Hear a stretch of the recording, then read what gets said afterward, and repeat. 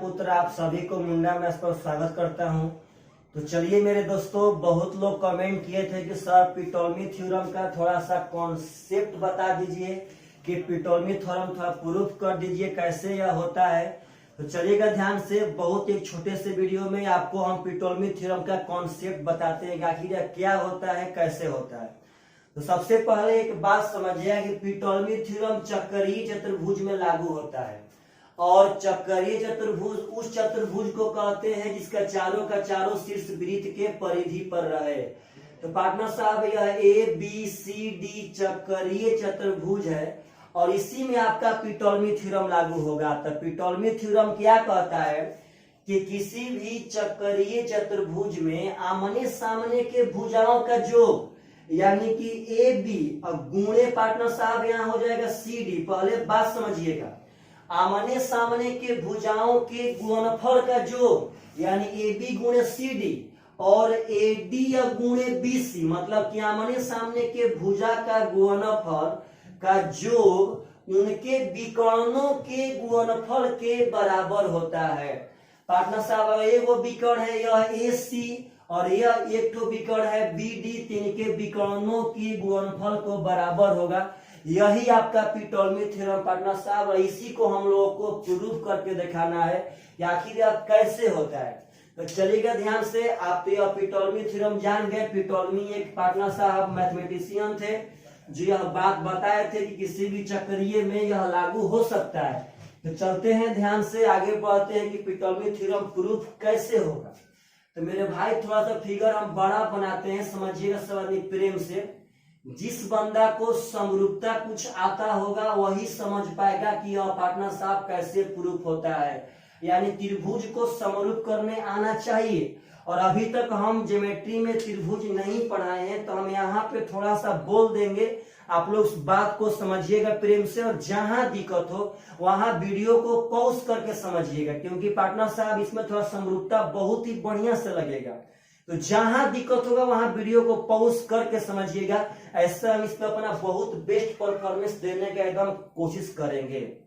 चलिएगा ध्यान से, यहाँ पे आपका AC विकर्ण है, यहाँ पे आपका BD विकर्ण है।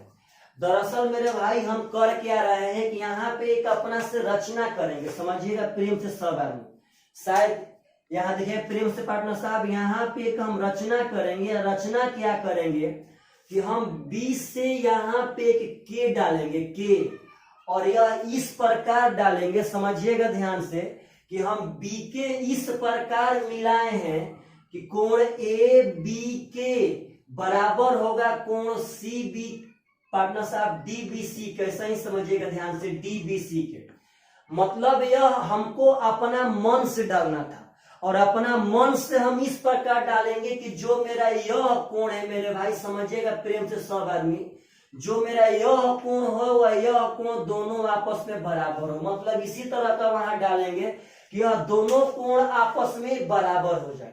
और चलिएगा ध्यान से, सबसे पहले समरूपता यहाँ लगेगा 2 बार। तो समरूपता के बारे में आपको हम बता देते हैं कि अगर 2 ठो त्रिभुज समरूप तभी कहलाएगा जब उसका 2 ठो एंगल बराबर हो जाएगा। तब अगर उसका 2 ठो एंगल हम बराबर बराबर खोल देंगे तो वह त्रिभुज समरूप हो जाएंगे। और किसी भी समरूप त्रिभुज में संगत भुजा का अनुपात आपस में बराबर होता है। इसका मतलब है, संगत भुजा का मतलब है कि जिस त्रिभुज में हम जिस कोण के सामने का भुजा उठाएंगे तो उसी कोण के सामने का भुजा अगला त्रिभुज में भी उठाएंगे। क्योंकि पार्टनर साहब जब दोनों त्रिभुज समरूप है तो उनमें तो कोण बराबर ही है, इसमें जो कोण होगा वही कोण उस त्रिभुज में भी होगा। तो इस त्रिभुज में जिस कोण के सामने का भुजा उठाएंगे उस त्रिभुज में भी उसी कोण के सामने का भुजा उठाएंगे और उनका अनुपात आपस में बराबर होगा। तो पार्टनर साहब ये ध्यान से, सबसे पहले हम समरूप कर रहे हैं त्रिभुज ABK, समझिएगा सब आदमी प्रेम से, एवं त्रिभुज ABK एवं पार्टनर साहब त्रिभुज DBC। एकदम समझना है प्रेम से, हम यहाँ पे पहले समरूप कर रहे हैं। देखिए किसको किसको, तो समरूप कर रहे हैं ABK और DBC। तब एक बार पार्टनर साहब को ABK दिखा देना चाहते हैं। दरअसल पार्टनर साहब जो ABK है मेरा भाई, यही है आपका ABK। और DBC समझिएगा सब आदमी प्रेम से, यही है आपका डीबीसी, जिसको हम सांपी अभी अभी बना रहे हैं। तो यह बहुत ही सुंदर थ्योरम है, बहुत सुंदर थ्योरम, जिसका आपको हम कॉन्सेप्ट दे रहे हैं। तो हम लोग को यह दोनों त्रिभुज समरूप करना है। तो समरूप तो तभी होगा जब दो ठो कोण बराबर होगा तब। तो आप ध्यान देंगे तो ए बी के में यह वाला एंगल और डी बी सी में यह वाला एंगल तो हम पहले ही यहाँ पे बराबर माने हैं। यहाँ कोण ए बी के यानी कि यह वाला एंगल ए बी के और डी बी सी इसी त्रिभुज में हम तो यह पहले से पार्टनर साहब माने थे, हम यह रचना से उठा लिए। पहले आप बात समझिएगा, आखिर यह दोनों कोण बराबर कहां से उठा लिए? तो हम रचना से उठा लिए। आप सब आदमी अगर बढ़िया से पार्टनर साहब ध्यान देंगे तो समझिएगा प्रेम से, इस बीसी चाप को देखिए। दरअसल आपको हम एक थ्योरम पढ़ाए थे, किसी भी वृत्त में किसी एक चाप द्वारा एक ही तरफ बनाए गए सभी कोण आपस में बराबर होते हैं। मतलब अगर एक चाप से हम एक ही खंड में कोण बनाएंगे तो वह कोण आपस में बराबर होंगे। तो आप जब बीसी चाप को देखिएगा तो यह बीसी चाप एक बार परिधि पे यह कोण बना रहा है, समझिएगा प्रेम से। एक बार परिधि पे बीसी चाप यह कोण बना रहा है और एक बार परिधि पे बीसी चाप मेरे भाई यह कोण बना रहा है। एकदम बखूबी तरह समझिएगा प्रेम से। एक बार बीसी आपका यहाँ कोण बनाया, एक बार बीसी यहाँ बनाया। तो आप जब एक बात ध्यान से देखेंगे तो यह कोण डीबीसी में था, यह कोण एबी के में भी था, जिस हम एबी के त्रिभुज को उठाए थे। तो जब दोनों कोण बराबर है पार्टनर साहब, तो यहाँ लिख देते, देखिएगा ध्यान से, बी ए के, समझिएगा समझिए प्रेम से, बी ए के किसी भी कोण को लिखना है तो वह बीच में रहना चाहिए, बी ए के। इसको पार्टनर साहब कर देते हैं कोण बी डी सी, कोण बी डी सी मतलब दोनों बराबर। और जब दोनों बराबर तो यह त्रिभुज समरूप हो गया पार्टनर साहब, यह त्रिभुज समरूप हो गया। समरूप का सिंबल यह है, समझिएगा प्रेम से। यहाँ समरूप के नाम लिखने भी, यहाँ समरूपता का नाम लिखने में ही फॉल्ट होता है, तो हम लोग इतना अभी यहाँ ध्यान नहीं देंगे। बस यहाँ थ्योरम समझना है, जब हम आगे समरूप पढ़ाएंगे तब पढ़ाएंगे यहाँ नाम कैसे लिखते हैं। तो पार्टनर साहब एक बात समझिएगा, किसी भी दो ठो त्रिभुज का जब दो ठो एंगल बराबर, मानिए यह 50 हो गया, यह 40 हो गया, यह 50 यह 40, तो तीसरा एंगल भी अपने आप से बराबर होता है। क्यों? जब यह 50 40 तो यह तो अपना मने 90 हो जाएगा, क्योंकि त्रिभुज के तीनों कोण का जो 180 होता है, तो यह भी 50 40 तो तीसरा अपना मन से 90, मतलब तीसरा कोण अपने आप से बराबर हो जाएगा। तो आप जब ध्यान देंगे तो इस त्रिभुज में भाई जी यह कोण बचा था और यह डीबीसी में आपका यह कोण बचा था, तो यह अपने आप से बराबर हो गया। तो यह दोनों त्रिभुज समरूप हो गया, यह छोटा वाला पार्टनर साहब, यह बड़ा वाला। और जब कोई भी दो ठो त्रिभुज समरूप होते हैं तो उनके संगत भुजा का अनुपात आपस में बराबर होगा। तो चलिएगा ध्यान से, हम इसका संगत भुजा का अनुपात यहाँ से ले रहे हैं। आप लोग थोड़ा समझिएगा इस बात को एकदम बढ़िया से। पार्टनर साहब संगत भुजा का अनुपात आप उसी भुजा को उठाइएगा जिस भुजा का कम हो। चलिए सबसे पहले इसका उठाते हैं, इसमें इस साइन के आगे कौन है? A B. पार्टनर साहब ध्यान दीजिएगा सब आदमी, तो इसमें साइन के सामने कौन है? A B. जब उस त्रिभुज में साइन के सामने उठाए हैं तो यहाँ भी साइन के सामने उठा लेंगे, हो जाएगा बी डी। इनका अनुपात यानी ए बी बटा में बी डी। अब एक ठो और उठाना है, देखिए तो इसमें इस कोण बुल्लू वाला के सामने कौन है? ए के। बुल्लू वाला के सामने पार्टनर यह है ए के, तो इसमें भी हम लोग बुल्लू वाला के सामने उठाएंगे पार्टनर साहब, तो बुल्लू वाला के सामने है डीसी। तो पार्टनर साहब बस इस बात को आप यहाँ पे कह सकते हैं कि ए बी गुणे डीसी बराबर ए के गुणे बी डी। आपका यहाँ से एक समीकरण आ गया। एक त्रिभुज समरूप करना पार्टनर साहब यहाँ से आपका मतलब जबरदस्त तरीका से हो गया। अब आगे चलिए, एक त्रिभुज और समरूप करना है। तो मेरे भाई थोड़ा सा हम करते क्या है कि इस फिगर को एक बार मिटा लेते हैं, तब आपको बढ़िया से समझ में आएगा कि हम लोग किस किस त्रिभुज को समरूप करेंगे। हम यह भी मिटाते हैं पार्टनर साहब, क्योंकि इतना दूर में तो यह अंट नहीं पाएगा। तो आप यहाँ से पहले उतार लीजिएगा कैसे कैसे हुआ, और तब आगे पार्टनर साहब बताएंगे कि आपका कैसे कैसे होगा। चलिएगा ध्यान से, अभी मिटाते हैं। पार्टनर साहब एक बात समझिए कि हम लोग क्या क्या किए थे, क्या क्या नहीं किए थे। अब इस फिगर को हटा करके हम दूसरा फिगर ऐसा ही बनाएंगे, क्योंकि पार्टनर साहब एकदम बढ़िया से समझना है, तभी समझने पार्टनर एकदम गीजी मिजी हो जाएगा। यहाँ पे समझिएगा प्रेम से सब आदमी की, जो हम त्रिभुज लिए थे उस त्रिभुज का नाम यहाँ दिए थे ABCD।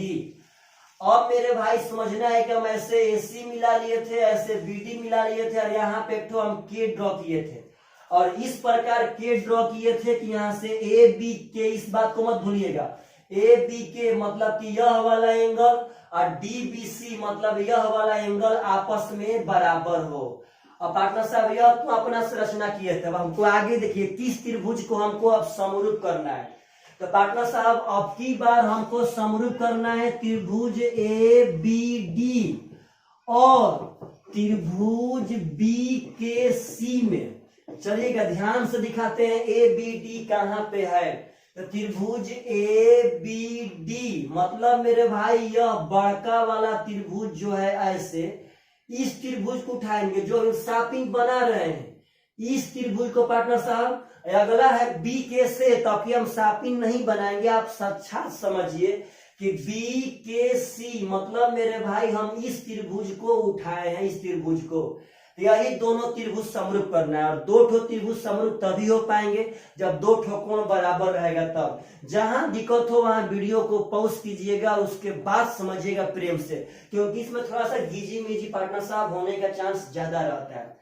तो यह ABD आपका और यह BK से समरूप तभी होगा जब दो ठो कोण बराबर होगा तब। तो पहले एक बात समझिएगा सब आदमी प्रेम से, तो पार्टनर साहब आप जब ध्यान देंगे तो अगर AB चाप को उठाइए सबसे पहले, आप जब AB चाप को उठाएंगे तो एक ठो कोण यह बन रहा है, समझिएगा सब आदमी, यह वाला कोण मेरे भाई यहाँ X कर देते हैं, तो एक ठो इस चाप से X यहाँ बन रहा है और एक ठो इसी चाप से पार्टनर साहब यहाँ बन रहा है।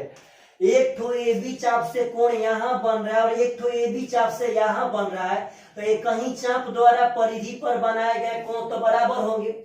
तो आप जब ध्यान देंगे पार्टनर साहब तो यह कोण ABD में था और यह कोण भी पार्टनर साहब BKC में था, मतलब हमको तो ABD और BKC मिलाना है, तो दोनों कोण था तो दोनों कोण बराबर है। यहाँ लिख देते हैं पार्टनर साहब ADB, समझिएगा ध्यान से, ADB मतलब कि यह कोण अब बराबर कोण BCK, समझना है तो BCK कैसे बराबर हो गया, तो ये कहीं चाप द्वारा बनाए गए वृत्त के परिधि पर कोण थे। अब उसके आगे समझिए एकदम बढ़िया से कैसे क्या करेंगे बराबर। आप यहाँ देखिएगा साइड में हम एक ठो कोण निकालते हैं और कितना जबरदस्त तरीका से निकालते हैं, इस बात को समझिएगा सब आदमी।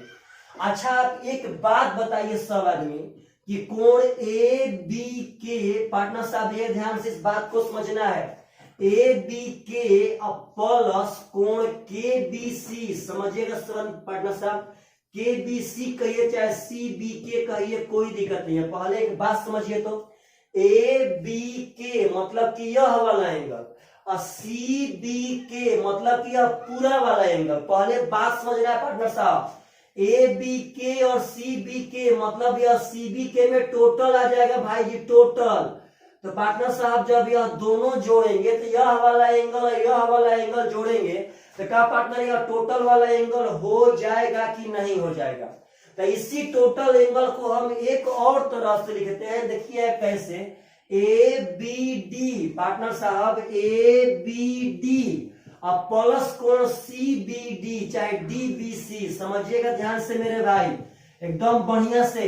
दरअसल हम ABK मतलब यह वाला एंगल, CBK मतलब यह वाला पूरा, तो यह जब दोनों जोड़ेंगे तो यह पूरा हो जाएगा। तो हम इस पर भी पूरा ही लिखे हैं, ABD मतलब यह आधा और CBD मतलब कि यह पार्टनर, दोनों जोड़ेंगे तब पूरा हो जाएगा। और जब आप सब आदमी ध्यान देके देखेंगे तो पहले ही मेरा DBC ABK के हम बराबर माने थे, यह ABK या DBC पहले ही हम बराबर माने थे। जब यह बराबर था तो हम DBC के बदला ABK कर सकते हैं, यहाँ DBC के बदला जब ABK कहेंगे पार्टनर साहब तो आप ध्यान देंगे तो ABK से ABK कट जाएगा। समझिएगा प्रेम से कैसे यह सब होता है। आप लोग का नसीब बहुत बढ़िया है पार्टनर साहब कि आप सब आदमी को यह सब कॉन्सेप्ट देखने के लिए मिल रहा है। तो आपका यहाँ से हो गया CBK बराबर ABD। तो पहले बात समझिए, हमको ABD और BKC समरूप करना है। देखिए हमको सेकेंड एंगल यहाँ पे मिल गया, दरअसल ए बी डी, तो ए बी डी मतलब यह पूरा कोण, मेरे भाई समझिएगा सवाल प्रेम से। थोड़ा सा हमें यहाँ ब्लू मार्कर से सिंबल दे रहे हैं, समझना है। ए बी डी मतलब कि यह पूरा कोण ए बी डी, आपका यहाँ कोण है मेरे भाई ए बी डी बराबर, अब कह रहा है सी बी के, तो ए बी डी तो इस त्रिभुज में मिल गया हमको, ए बी डी ही पार्टनर साहब यही त्रिभुज लिए थे। और जब सी बी के जगह सी बी के मतलब यह वाला टोटल कोण पार्टनर साहब, यह मतलब यह दोनों मिला करके समझना है प्रेम से, सी बी के, तो पार्टनर सी बी के भी तो वही त्रिभुज में जो त्रिभुज हम यहाँ पे लिए हैं बी के सी, बी के सी में ही ना सी बी के कोण है पार्टनर साहब। यह जब दोनों कोण बराबर तो त्रिभुज समरूप हो गया, और जब दो ठो कोण बराबर तो त्रिभुज समरूप हो जाता है। तो यहाँ समरूप नहीं लिख रहे हैं, जगह थोड़ा सा कम है। और जब दो ठो त्रिभुज समरूप हो गया तो उनके संगत भुजा का अनुपात आपस में बराबर होगा। तो पहले बात समझिए, तो हम लोग कौन कौन एंगल बराबर किए हैं, तो यह एक्स ले, यह एक्स बराबर किए हैं, इसका यह पार्टनर साहब कोण से इसका यह वाला कोण बराबर किए हैं, तब एक ठो कोण बचा होगा। तो आप जब ध्यान देंगे तो ए बी डी में यह कोण ले लिए, यह कोण ले लिए, तो अभी आपका यह कोण बचा है पार्टनर साहब, इसको हम y मान लेते हैं, इसको हम y, इसमें तीसरा का कोण कहाँ बचा है, तो ध्यान देंगे पार्टनर साहब, तो इस त्रिभुज में यह x ले लिए हैं, यह पार्टनर साहब हो ही गया, तो आपका यह बचा है y, यह भी आपस में बराबर हो जाएगा। तो चलिए संगत भुजा का अनुपात समझिएगा सवाल प्रेम से, तो पहले ए बी डी में उठाते हैं। तो ए बी डी में इसके सामने है ए डी, क्योंकि हमको तो ए डी उठाना है, मतलब जिसका काम है वही उठाइए। इसके सामने है ए डी, तो इसके बराबर था पार्टनर साहब यह कोण, समझिएगा प्रेम से। तो जब इस कोण के सामने ए डी है तो इस कोण के सामने हो जाएगा के सी, मतलब मेरे भाई किसमें जिस कोण के सामने उठाएंगे उसी कोण के सामने इसमें उठाएंगे। अगर इस कोण के बराबर यह कोण था, इसके सामने एडी है, किसके सामने यहाँ पे केसी है। आप चलिएगा ध्यान से समझिएगा सब आदमी, इसमें वाई के सामने यहाँ बीडी है, ए बी डी में वाई के सामने यहाँ पे बीडी है पार्टनर साहब, तो वाई के सामने कर दिए बीडी। और जब यहाँ देखेंगे तो यहाँ वाई के सामने बीसी है, इसमें वाई के सामने बीसी है, तो संगत भुजा का अनुपात बराबर हो गया। यानी यहाँ एडी गुणे बीसी बराबर हम बीडी गुणे केसी कह सकते हैं, ये भी समीकरण 2। आप जब सब आदमी आप लोग देखिएगा ध्यान से, हम 1 और 2 को जोड़ रहे हैं पार्टनर साहब, तो देखिएगा ध्यान से, 1 यहाँ पे था, 2 यहाँ पे है, तो दोनों को हम जोड़ रहे हैं। तो ए बी गुणे डी सी या ए डी गुणे बी सी, एलएचएस को एलएचएस से जोड़ेंगे तो पार्टनर साहब यहाँ हो जाएगा, आशा करते हैं दिखाई दे रहा होगा, ए बी गुणे डी सी प्लस यह लिख रहे हैं ए डी गुणे बी सी, समझना है प्रेम से पार्टनर साहब, बराबर, अब इसको जोड़ रहे हैं इसको, तो यह दोनों जोड़ेंगे तो हो जाएगा ए के और गुणे बी डी और प्लस यहाँ आ जाएगा पार्टनर साहब बी डी और गुणे के सी। अब आप बस यहाँ कैलकुलेशन थोड़ा कर दीजिए, आप जब ध्यान देंगे तो बी डी इसमें दोनों में है, तो यहाँ हम बी डी कॉमन ले लेते हैं पार्टनर साहब, तो यहाँ बच जाएगा एक के और यहाँ बच जाएगा के सी। तो आप जब ध्यान देंगे पार्टनर साहब तो बी डी जो कहते हैं एक के और के सी जोड़ेंगे, ए के और के सी, ध्यान दीजिए ए के और के सी जोड़ेंगे पार्टनर साहब तो यह ए सी बन जाएगा और यही आपका ए सी आ गया। तो आप जब ध्यान से देखेंगे तो ए बी गुणे डी सी मतलब ए बी गुणे D C plus A D गुणे बी सी तो ए डी गुणे बी सी बराबर बी डी गुणे ए सी, तो यह आपका बी डी है और यह मेरे भाई ए सी है। तो हम यही बताए थे शुरू में प्रूफ करने के लिए कि आमने सामने के भुजाओं के गुणनफल का योग उनके विकर्णों के गुणनफल के बराबर हो। तो प्लीज पार्टनर साहब अगर एक बार में समझ में ना आए तो 5 बार देखिए, लेकिन देखिए पक्का, और यह सब थ्योरम बहुत बड़ा थ्योरम पार्टनर साहब, और स्टूडेंट तो दूर की बात है, बड़े बड़े टीचर भी नहीं जानते हैं। तो प्लीज बहुत बार बार देखिए और समझिए।